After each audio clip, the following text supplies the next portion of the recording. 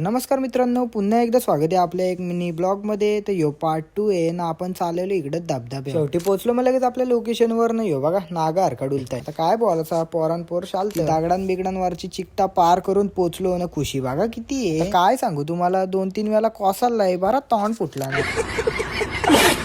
इकडे पोरा मस्त की धार घाली भिज होती ना. इकडे बघा जिम वाली माणसा, काय बोलायचा, बॉडी नको दाखवायला, काढली टी शर्ट. यो बघा की डोलले शोलले पोरा भिजत्यान दारे घाली. तर आपण पण बोललो जाऊ. मी गेलो ना, कांड होणार नाही असं कधी होईल. त्या बघा डायरेक्ट पाटण सोलपडून निघली बाई. त्या भिजाभिजाचं राहिला बाजूला, गप मॅगी करू ना खाऊन घेऊ ना. ती इकडे ही शेगडी पण नाही पेटायला मागत. काय बोलायचा, तिकडे पाटण सोलपडले, ती पेटत नाही. शेवटी 4-5 मिनिटांनी पेटली ना. तिकडे बघा फ्लेम, पण लय मजा येते हो. काय पण बोला. घेतली मग लगेच पद्धतशीरपणे इकडे लगेच मॅगी बनवायला टाकला टोप ना. आता टाकतो त्या टोपात पाणी. या माणसाचा आज शिव्या घासत दिवस आहे हो. मागाशी शेगडी टाकलेली, आता बघा घरीच मॅगी विसरून आलाय.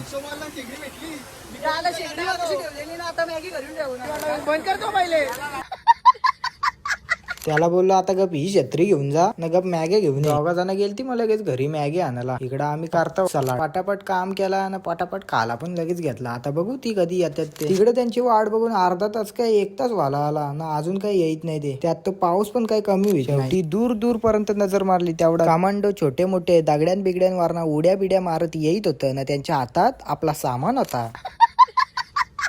याच माणसाने वाट लावली हो आपली, याच माणसाने. आता परत कधी सामान ठेवायला घरी मागणार नाही बोलतो. आता कधी द्यायचा पण नाही. चालून जिरली वाटतं बाईची.